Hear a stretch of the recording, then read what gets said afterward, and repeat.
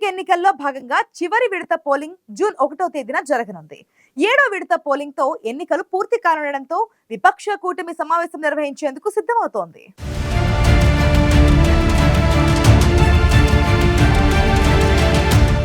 విపక్ష కూటమి నేతల భేటీలో ఏ అంశాలపై చర్చించనున్నారు?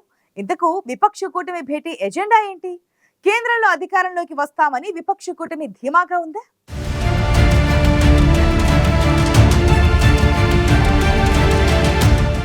దేశంలో సార్వత్రిక ఎన్నికల పోలింగ్ జూన్ 1న ముగియనుంది. ఈ నేపథ్యంలో ఎన్నికల ఫలితాలపై సర్వత్రా ఆసక్తి నెలకొంది.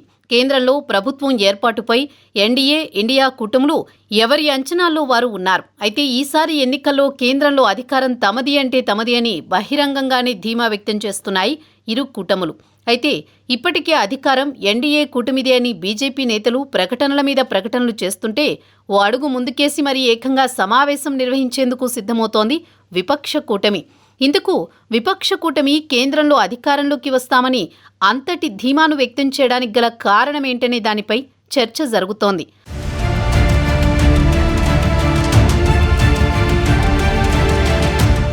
విపక్ష ఇండియా కూటమిలోని పార్టీల ముఖ్య నేతలు జూన్ 1న ఢిల్లీలో సమావేశం కానుండడంపై సర్వత్రా ఆసక్తి నెలకొంది.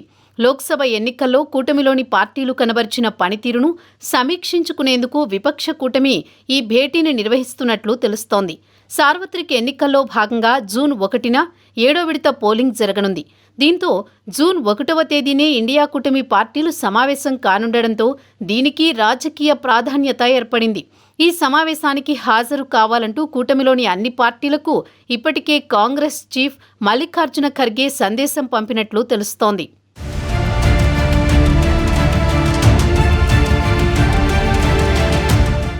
సార్వత్రిక ఎన్నికల ఫలితాలు జూన్ 4న విడుదల కానున్నాయి. దీంతో ఫలితాలకు సరిగ్గా 3 రోజుల ముందు విపక్ష ఇండియా కూటమి సమావేశం నిర్వహిస్తుండడంతో ఇప్పుడు అందరి దృష్టి దానిపైనే పడింది. సార్వత్రిక ఎన్నికల్లో భాగంగా 7 విడతల పోలింగ్ ఘట్టంపై విపక్షాల ఇండియా పార్టీలు పెట్టుకున్న అంచనాలు ఏమిటి అనే దానిపై జూన్ 1న సమావేశం వేదికగా ప్రకటనలు వెలువడే అవకాశం ఉంది.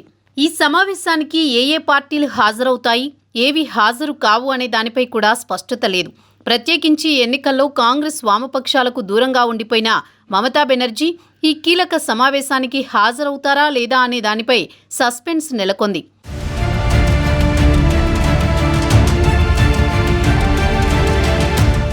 మధ్యంతర బెయిల్పై బయటకు వచ్చిన ఢిల్లీ సీఎం అరవింద్ కేజ్రీవాల్ జూన్ 2న తీహార్ జైలు అధికారుల ఎదుట తిరిగి లొంగిపోనున్నారు.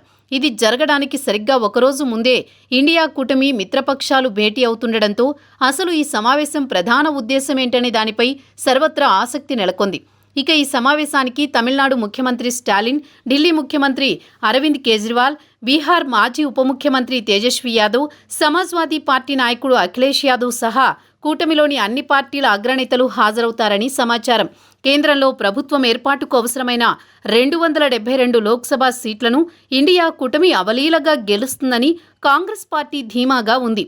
ఈ ఆశాభావంతోనే ఇప్పుడు జూన్ 1న సమావేశం నిర్వహిస్తున్నట్లు రాజకీయ విశ్లేషకులు సైతం చెబుతున్నారు.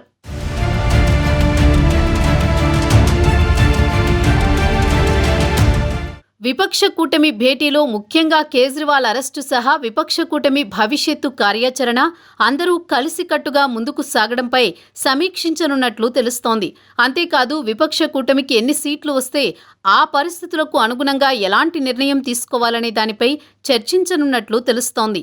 భవిష్యత్తులో ఎలా ముందుకు వెళ్లాలనే దానిపై కూడా విపక్ష కూటమి సమావేశంలో ప్రధాన అంశంగా ఉండనుంది.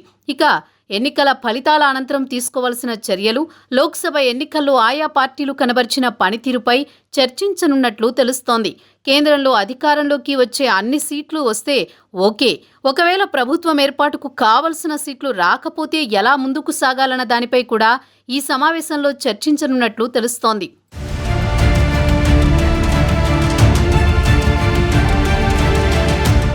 విపక్ష కూటమికి కేంద్రంలో అధికారంలోకి వస్తామనే ధీమానే ఈ సమావేశానికి కారణంగా భావిస్తున్నారు విశ్లేషకులు.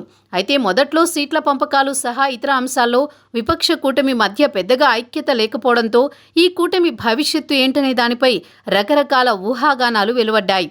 తీరా ఎన్నికల్లో విపక్ష కూటమిలోని మెజారిటీ పార్టీలు దాదాపు పొత్తులో భాగంగానే కలిసి పోటీ చేశాయి. అయితే ఇలాంటి పరిస్థితుల్లో బీజేపీ సారథ్యంలోని ఎన్డీఏ కూటమిని విపక్ష కూటమి ఢీ కొడుతుందా అనే చర్చ జరిగింది. మరోవైపు కాంగ్రెస్ సహా ఇతర పార్టీలు అన్నీ ఈసారి అధికారం తమదేనని ధీమాను వ్యక్తం చేస్తున్నాయి.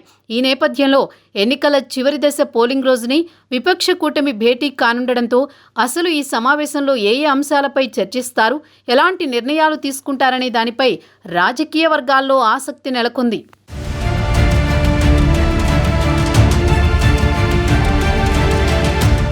కేంద్రంలో ప్రభుత్వ ఏర్పాటుకు అవసరమైన లోక్సభ సీట్లను విపక్ష ఇండియా కూటమి సులువుగా గెలుస్తుందని కాంగ్రెస్ సహా మిత్రపక్షాలు ధీమాగా ఉండడంతో ఈ సమావేశంలో ఏ అంశాలపై చర్చిస్తారనే దానిపై ఆసక్తి నెలకొంది.